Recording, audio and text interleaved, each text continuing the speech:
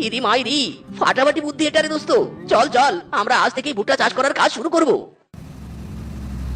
কবে আইবে আমার পালারে পালারে পালারে, কবে দিমু গলায় মালারে মালারে মালারে, তোর প্রেমেতে দিবানিশি থাকে আমার মন উদাসী, কবে দিমু গলায় মালারে।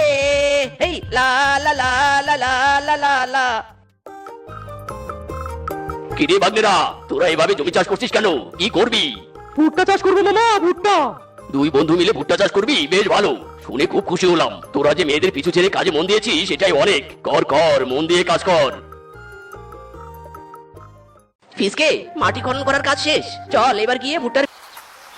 তোরা দেখ দেখ দেখ রে চাহিয়া, আমি ভুট্টা ক্ষেত দেখতে যাই হাসিয়া হাসিয়া, তোরা দেখ।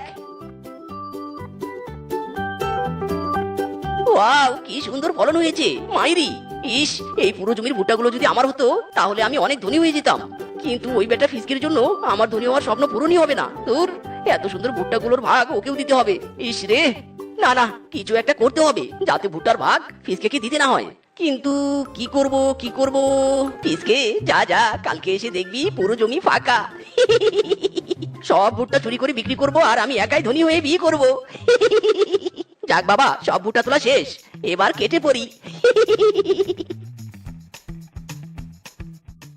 আজ ভুট্টা তুলবো, কাল ভুট্টা বিক্রি করব, পরশু মেয়ে দেখতে গিয়ে বিয়ে করব।